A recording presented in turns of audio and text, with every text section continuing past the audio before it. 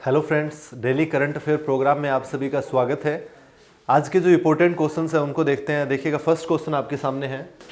पहला क्वेश्चन है, भारत के AI artificial intelligence super computer परम सिद्धि को विश्व के सर्वाधिक शक्तिशाली 500 नॉन डिस्ट्रीब्यूटेड कंप्यूटर प्रणालियों में कौन सा स्थान मिला है? किसको परम सिद्धि? ये वर्ड आपके लिए इंपॉर्टेंट रहेगा आने वाली सभी परीक्षाओं में, तो इसका ध्यान रखना है। परम सिद्धि की बात हो रही है। जो 500 नॉन डिस्ट्रीब्यूटेड कंप्यूटर है उनके अंदर कौन सा स्थान मिला है जो भारत का, उसको 17वां, 63वां या 97वां या 150वां बताइएगा। ए, बी, सी और D, what is the correct answer?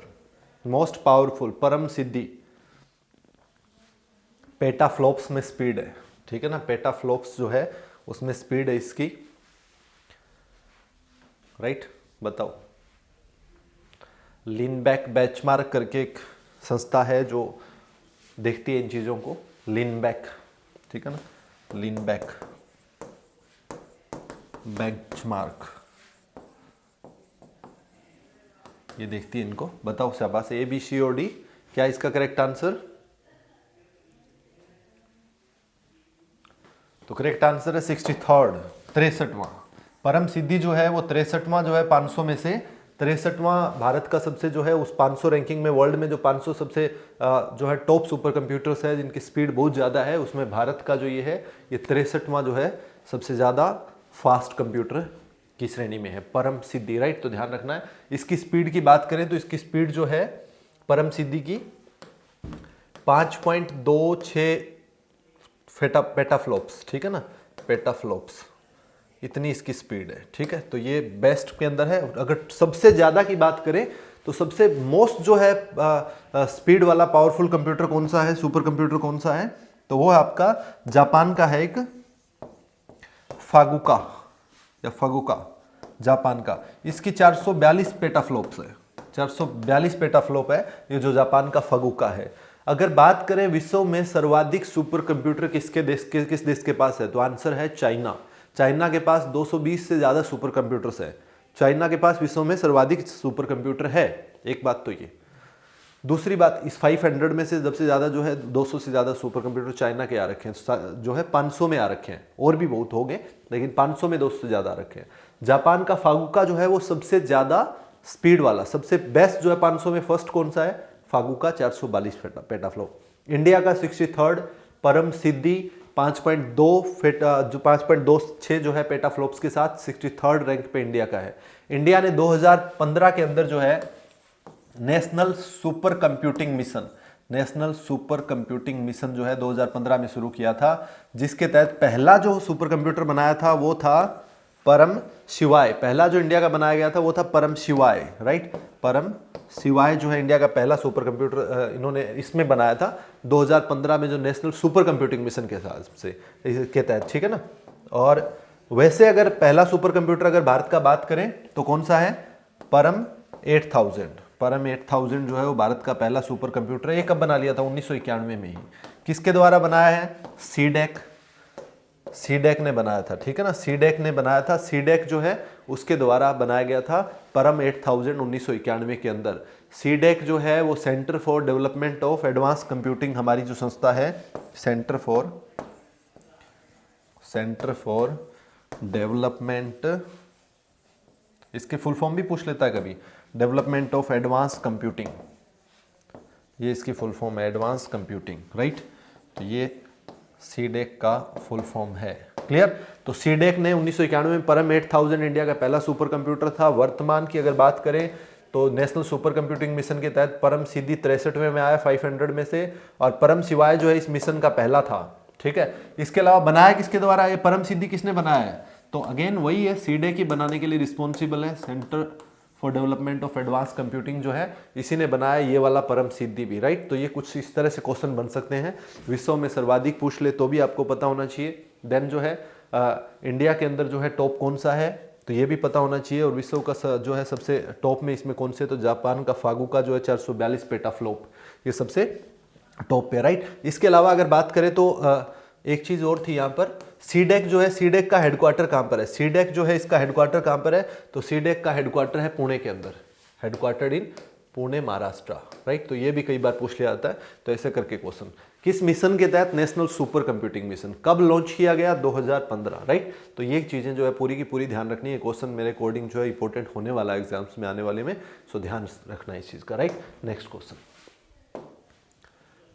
किस देश ने ग्लोबल वार्मिंग की स्थिति को देखते हुए जलवायु आपातकाल घोषित करने की बात की है? किस देश ने की है ग्लोबल वार्मिंग की स्थिति को देखते हुए क्लाइमेट इमरजेंसी यानी जलवायु आपातकाल घोषित करने के? ऑस्ट्रेलिया है, न्यूजीलैंड है, चीन है या भारत है? What is the correct answer? बताइएगा फटाफट से, इसका सही जवाब क्या है?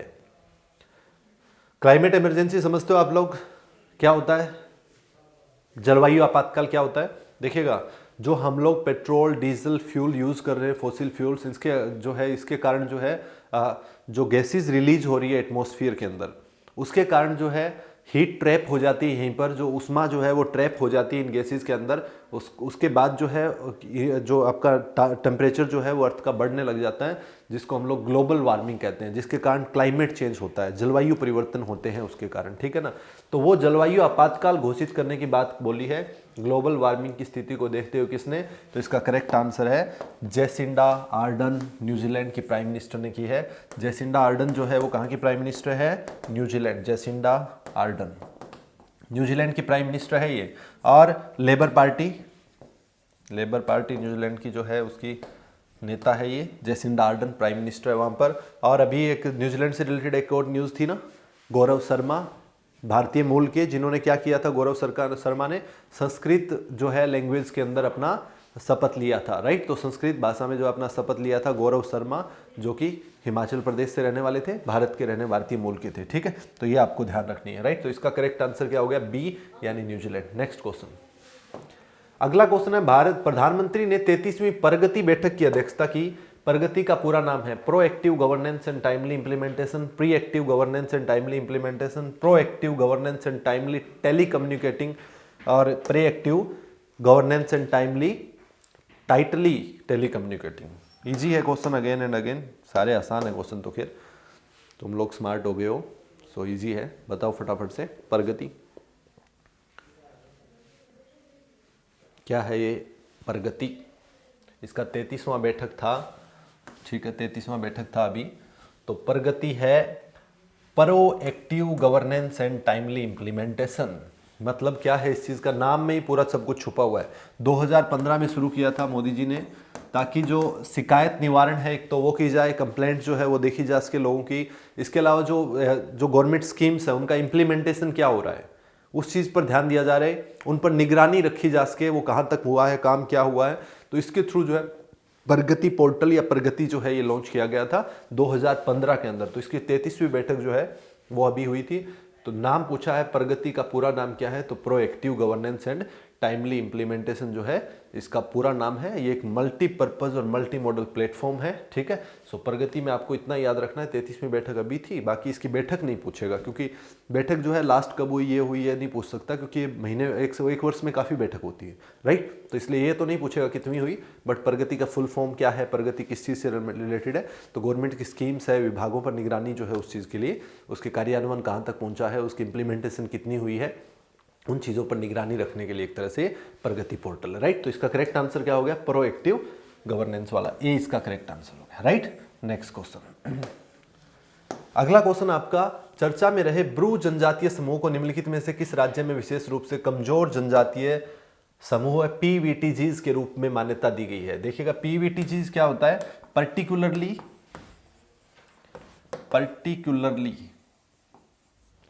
वल्नरेबल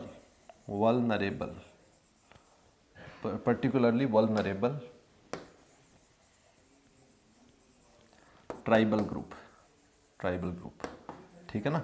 ये होता है आपका पीवीटीजी, यानी विशेष रूप से कमजोर जनजातीय ग्रुप। ब्रू जनजाति जो है इसको कहां पर ऐसा माना गया है, ये बात आपसे पूछ रहा है। उत्तराखंड में, त्रिपुरा में, या तमिलनाडु में, या मेघालय में? गवर्नमेंट जो है पर्टिकुलरली वल्नरेबल ट्राइबल ग्रुप्स है उनको अलग कर रही है, उनकर जो है उनको उत्थान के लिए कुछ काम किया जा सके, इसके लिए। सो पूछ रहा है ब्रू जो है वो कहाँ की है, ये आपको बताना है, ये आपको आंसर करना है। ब्रू जनजाति कहाँ की है? तो ब्रू कहाँ की है? ब्रू एक्चुअल में म्यांमार के है बेसिकली। ये अपने आप को कहाँ से मानते हैं? ओरिजिनली म्यांमार से, और म्यांमार से सदियों पहले आ गए थे मिजोरम में। तो म्यांमार से कहाँ है? मिजोरम के अंदर। और मिजोरम में क्यों आए, आपको पता ही होगा, जो इंडिया का नॉर्थ ईस्टर्न स्टेट्स है, यहाँ पर जो आपका म्यांमार है वो यहाँ पर हमारे पड़ोस में लगता है। ये हमारे जो है यहाँ पर आपका अरुणाचल प्रदेश हो गया, ऊपर की तरफ अरुणाचल प्रदेश है ये, इसके अलावा ऊपर अरुणाचल प्रदेश हो गया, इसके अलावा जो है आपका नागालैंड हो गया, देन आपका मणिपुर हो गया, देन आपका मिजोरम।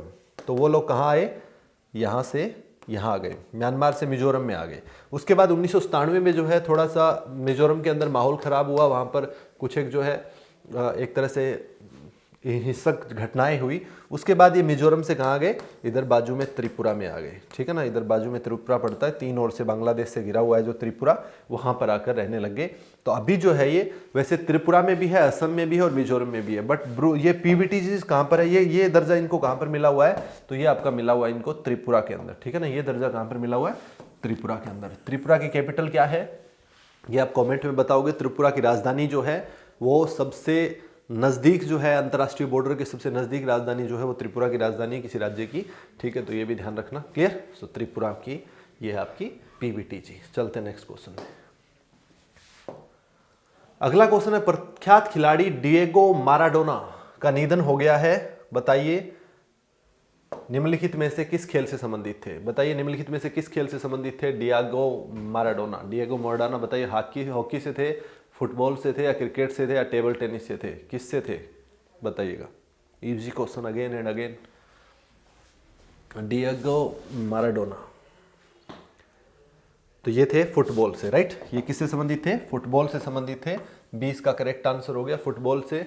और किस देश से थे ये अर्जेंटीना के देश थे, अर्जेंटीना से थे। अर्जेंटीना कहाँ पड़ता है, अर्जेंटीना जो है आपका साउथ अमेरिका जो महाद्वीप है, नॉर्थ अमेरिका महाद्वीप के नीचे साउथ अमेरिका महाद्वीप है, वहां पर नीचे की तरफ पड़ता है अर्जेंटीना, अर्जेंटीना कंट्री है, ठीक है ना। ये जैसे कि आपका ये आपका साउथ अमेरिका, यहाँ पर है आपका अर्जेंटीना, ठीक है ना, यहाँ पर पड़ता है अर्जेंटीना। तो अर्जेंटीना के है ये आपके डिएगो माराडोना, राइट। 60 वर्ष की आयु में इनका निधन हो गया था, कार्डियक अरेस्ट, हार्ट अटैक से, ठीक है। सो इनका निधन हो गया था। 1986 में जो अर्जेंटीना वर्ल्ड कप जीता था तो वो उस टाइम पर जो है टीम की कैप्टनशिप इन्हीं के पास थी, कप्तानी यही कर रहे थे। माराडोना जो है वो इसकी कैप्टन जो थे उस टाइम पर 1986 में जब अर्जेंटीना ने फुटबॉल वर्ल्ड कप जीता था, राइट। तो इसके लिए जो है पूरे देश भर दुनिया भर से जो है शोक संदेश मिले हैं अभी, राइट। तो प्रधानमंत्री मोदी जी ने भी ट्वीट किया था, राहुल गांधी जी ने भी ट्वीट किया था, तो काफ़ी अच्छे खिलाड़ी थे फुटबॉल के, राइट। सो 20 का करेक्ट आंसर हो गया डिएगो माराडोना, फुटबॉल, अर्जेंटीना। दोनों ही चीज़ें इंपॉर्टेंट है, या तो ये पूछ लेगा कहाँ से है या किससे है, तो कैसे भी पूछे यू मस्ट नो। नेक्स्ट आपका, कौन भारतीय हाल ही में Asia Pacific central banker of the year चुने गए हैं। Asia Pacific central banker of the year चुने गए, राजीव मेहरा है या फिर शक्तिकांत दास है या कमलेश यादव है, योगेंद्र रावत है। What is the correct answer, ये बताना है आपको, बताइएगा इसका करेक्ट आंसर क्या है। द बैंकर मैगजीन के द्वारा जो है चुना गया है इनको, द बैंकर मैगजीन है एक, द बैंकर उसके द्वारा, राइट, द बैंकर मैगजीन के द्वारा चुना गया इनको Asia Pacific central banker of the year, ठीक है, Asia Pacific central banker of the year. तो कौन है, Shaktikanta Das, B, RBI governor जो है शक्तिकांत दास जो है वो आरबीआई के गवर्नर है अभी। आरबीआई के कौन से गवर्नर है, 25वें गवर्नर है शक्तिकांत दास अभी वर्तमान में। 24 में कौन थे, 24 में थे उर्जित पटेल जो है वो आरबीआई के 24वें गवर्नर थे। और इससे पहले 23 में कौन थे, तो 23 में थे रघुराम राजन जो है वो आरबीआई के 23वें गवर्नर थे, ठीक है। और 25 में अभी शक्तिकांत दास, एसके दास जो है वो बने हुए हैं काफ़ी टाइम से आरबीआई के गवर्नर। आरबीआई की स्थापना आपको पता ही है 1 अप्रैल 1935, ठीक है, और हेडक्वार्टर्ड इन मुंबई, राइट। सो इसका करेक्ट आंसर हो गया बी। क्यों मिला है इनको, जो एक तो एनपीए है, नॉन परफॉर्मिंग एसेट जो है, एनपीए जो है काफ़ी बढ़ रहा था तो उसमें सुधार करवाया इन्होंने। एक अर्थव्यवस्था में जो सुस्ती आ रही थी उसको थोड़ा सा संभाला है, और इसके अलावा फ्रॉड जो हो रहे थे उनको रोकने पर काम किया है। तो इसके लिए जो है अवार्ड इनको द बैंकर मैगजीन के द्वारा जो चुना गया है इनको Asia Pacific central banker of the year, right. So 20 का करेक्ट आंसर होगा। नेक्स्ट क्वेश्चन आपका, किसने राष्ट्रीय कौशल विकास निगम एनएसडीसी के साथ मिलकर भारत में अगले 10 महीनों के दौरान 1 लाख से अधिक महिलाओं को डिजिटल कौशल सिखाने की बात की है। बाकी सारी बातें तो सब क्वेश्चन के अंदर दे रखी है। किसने राष्ट्रीय कौशल विकास निगम मतलब नेशनल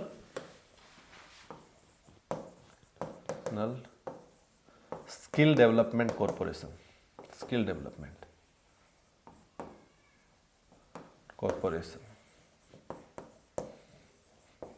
एनएसडीसी के साथ मिलकर भारत में अगले 10 महीनों में क्या करना है, 1 लाख से अधिक महिलाओं को डिजिटल कौशल सिखाने की बात है। तो डिजिटली उनको थोड़ा सा जो है स्किल दे और बनानी है उनके अंदर, ताकि वो सारी चीज़ों में एक्सपर्ट हो। महिलाओं को हम लोग डिजिटल रूप से, ताकि जो है आजकल जो आने वाला पूरा का पूरा जो है युग ही डिजिटलाइज होता जा रहा है, तो डिजिटली जो है बैंकिंग जो प्रोसेस है, बैंक्स की जो काम है, इसके अलावा और भी बहुत सारी चीज़ें जो है डिजिटल रूप से कर सके। तो कंप्यूटर के तौर पर जो है उनको एक तरह से डिजिटल साक्षरता उनको देनी है हम लोगों को, राइट। तो उसके लिए जो है 1 लाख से अधिक महिलाओं को जो है प्रशिक्षित करने की बात की गई है। तो कौन है उसके साथ में, एक तो एनएसडीसी हो गया यानी नेशनल कौशल विकास निगम इंडिया, उसके अलावा माइक्रोसॉफ्ट, नोकिया, गूगल और एप्पल, साथ में कौन है, ये आपसे क्वेश्चन है, बताइएगा फटाफट से क्या है इसका करेक्ट आंसर। तो करेक्ट आंसर क्या है इसका, माइक्रोसॉफ्ट और एनएसडीसी के द्वारा, दोनों के द्वारा मिलकर किया जा रहा है। माइक्रोसॉफ्ट की बात करें तो स्थापना 1975, हेडक्वार्टर कहाँ पर है इसका हेडक्वार्टर कहाँ पर है, वाशिंगटन डीसी। और इसके अलावा इसके जो है फाउंडर कौन है, फाउंडर है बिल गेट्स जो है वो इसके फाउंडर है, तो ये भी ध्यान रखना है, बिल गेट्स जो है इसके फाउंडर है, राइट। तो ये आपको पता होना चाहिए। इसके अलावा और क्या पूछा जा सकता है इसके अंदर से, अभी प्रेजेंट में सीईओ कौन है इसके, तो सीईओ कौन है इसके, सत्या नडेला जो है वो सीईओ है, सत्या नडेला, राइट, ये सीईओ है। क्लियर। तो ये कुछ एक चीज़ें माइक्रोसॉफ्ट के बारे में। तो माइक्रोसॉफ्ट और एनएसडी का जो है ज्वाइंट पहल है ये। क्लियर। सो इसका करेक्ट आंसर हो गया ए। चलते नेक्स्ट क्वेश्चन में।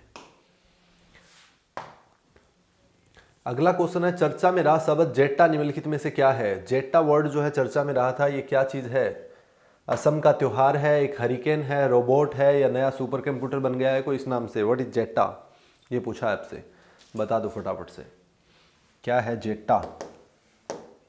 So what is जेट्टा, जेट्टा word news में था। व्हाट इज जेट्टा, जेट्टा है आपका ट्रॉपिकल साइक्लोन। मेक्सिको की खाड़ी के अंदर ट्रॉपिकल साइक्लोन जो है कैरेबियन कंट्रीज के अंदर आया था, ठीक है। तो वहाँ पर आपको पता है ना, अटलांटिक ओशियन के अंदर जो यूएसए का पूर्वी तट है, वहाँ पर जो साइक्लोन्स आते हैं उनको क्या कहा जाता है, ट्रॉपिकल साइक्लोन्स को हरिकेन कहा जाता है। जो भारत में जैसे साइक्लोन निवार है, ठीक है, ये ट्रॉपिकल साइक्लोन है हमारे, वहाँ पर उसी तरह से क्या कहा जाता है, जो अटलांटिक ओशियन के अंदर यूएसए की साइड है, वहाँ पर क्या कहते हैं हम लोग, हरिकेन कहते हैं उष्णकटिबंधीय चक्रवातों को। इसके अलावा आपका जो चाइना है, साउथ चाइना सी है, वहाँ पर फिलीपींस हो गया, जापान हो गया, वियतनाम हो गया, इन कंट्रीज के अंदर क्या कहते हैं, यहाँ पर कहते हैं टाइफून। यहाँ पर क्या कहते हैं इसको, टाइफून, ठीक है। तो ध्यान रखना, यहाँ पर कहते हैं इसको टाइफून। इसके अलावा जो है आपका ये अगर आता है ऑस्ट्रेलिया के अंदर, उष्णकटिबंधीय चक्रवात अगर ऑस्ट्रेलिया में आता है तो इसका नाम क्या हो जाता है, विली, वहाँ पर कहते हैं इसको विली, राइट। तो ये ध्यान में रखना। और भारत में उष्णकटिबंधीय चक्रवाती जो है डिप्रेशन क्रिएट होता है ओशियन के अंदर, उसके बाद चक्रवात निवार जो है अभी आपका तमिलनाडु, आंध्र प्रदेश वाले तट पे जो है पूरी तरह से नुकसान करके गया है। तो चक्रवात निवार जो है वो भारत के अंदर अभी चल रहा है, राइट। तो ध्यान रखना, जेट्टा जो है ये एक हरिकेन है, जो कि यूएसए के अंदर हरिकेन कहा जाता है उष्णकटिबंधीय चक्रवात को, तो वहीं का होगा, ये आपको ध्यान रखना है। कैरेबियन कंट्रीज जो वहाँ पर है वो, और मेक्सिको खाड़ी के अंदर जेट्टा हरिकेन था। क्लियर। सो नेक्स्ट क्वेश्चन, अगला क्वेश्चन है, किस देश ने जलवायु आपातकाल से निपटने के लिए 2050 तक कार्बन न्यूट्रल होने की बात की है। कौन सा देश है जिसने 2050 तक कार्बन न्यूट्रल होने की बात की है जलवायु से निपटने के लिए, ठीक है, जलवायु आपातकाल से निपटने के लिए बताना है, बता दीजिएगा। What is the correct answer, A, B, C और डी। सॉरी, किस देश ने ऐसा किया है। तो कार्बन न्यूट्रल होने का मतलब क्या है, पहले तो ये समझ लो। कार्बन न्यूट्रल होने का मतलब है जो कार्बन का जो अमाउंट जो एमिट कर रहे हैं वो लोग, उत्सर्जन कर रहे हैं, उसको 0% करना है। This is the carbon neutralisation, ठीक है। ये कार्बन न्यूट्रल होने की बात है उनकी। उस देश ने पहले बोला था कि 2050 तक जो है हम लोग 80% जो है कार्बन एमिशन को रोक देंगे।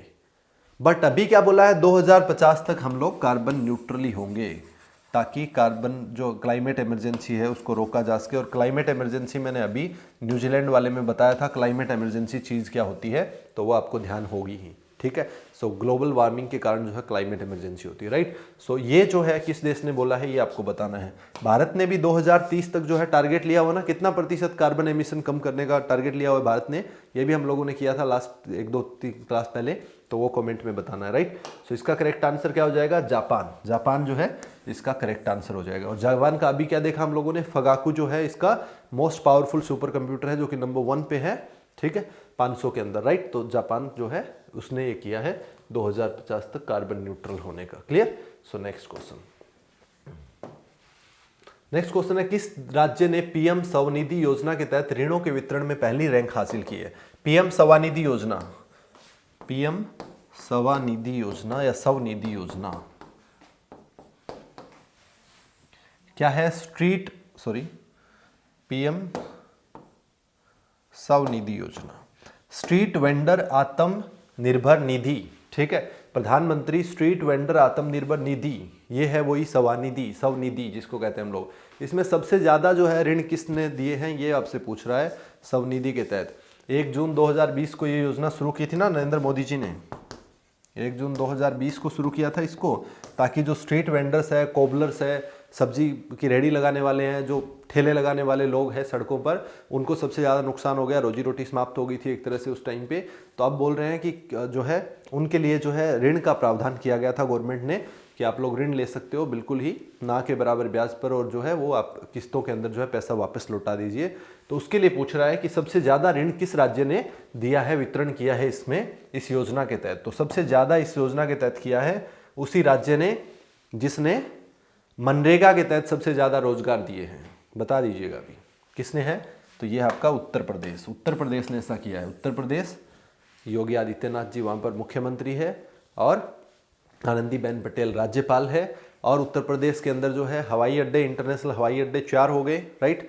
तो ये भी चीज़ थी। इसके अलावा मनरेगा के तहत सबसे ज़्यादा रोजगार, और एक मध्य प्रदेश में जो है जो आपका मनरेगा के तहत 100 दिनों की बजाय 200 दिन के काम की जो गारंटी दी गई है, वो किस क्षेत्र में दिया गया है, जो आपका नक्सल इफेक्टेड एरिया है उसके अंदर, राइट। तो ये कुछ एक चीज़ें, तो उत्तर प्रदेश के अंदर जो है स्वनिधि के तहत सबसे ज़्यादा वितरण, सी इसका करेक्ट आंसर। क्लियर, सी इसका करेक्ट आंसर हो गया। नेक्स्ट क्वेश्चन, अगला क्वेश्चन है किस देश में नो मास्क तो नो सर्विस पॉलिसी लॉन्च की है। किस देश में नो मास्क नो पॉलिसी जो है, no mask no service policy, यानी मास्क नहीं तो सर्विस नहीं। अगर गवर्नमेंट किसी भी आप डिपार्टमेंट जब जाओगे, कहीं भी जाओगे, आपको कुछ काम है, अगर मास्क नहीं है तो वहाँ पर आपकी कोई हेल्प नहीं की जाएगी, वहाँ पर आपका कोई भी काम नहीं होगा। ये किस देश ने किया है ये आपसे पूछा गया है। बांग्लादेश ने, वियतनाम ने, भारत ने या इंडोनेशिया ने। No mask no policy, no service, ठीक है, ये किसने लॉन्च किया है, बांग्लादेश, वियतनाम, इंडोनेशिया और भारत। तो करेक्ट आंसर क्या है इसका करेक्ट आंसर है बांग्लादेश। बांग्लादेश गवर्नमेंट ने ऐसा किया है कि भाई साहब अगर मास्क नहीं पहन के आओगे तो यहाँ पर गवर्नमेंट डिपार्टमेंट में कोई सर्विस आपको नहीं प्रोवाइड की जाएगी, राइट। तो बांग्लादेश की कैपिटल आपको पता है क्या है, ढाका, मुद्रा टका, शेख हसीना वहाँ पर प्राइम मिनिस्टर है, राइट। शेख हसीना वहाँ पर प्राइम मिनिस्टर है, राइट। तो ये जॉय बंगला जो है वो वहाँ का जो है वो अभी हम लोगों ने लास्ट 1-2 क्लास में वो भी किया था, ठीक है। सो ये कुछ एक चीज़ें बांग्लादेश के बारे में आपको ध्यान रखनी है। क्लियर है। सो इसी के साथ जो आज के क्वेश्चन यहीं पर समाप्त होते हैं, बाकी अगली क्लास में पढ़ेंगे। तब तक पीछे वाला रिवाइज करते रहिए और मिलते हैं अगले कुछ नए क्वेश्चंस के साथ। Thank you so much, bye bye.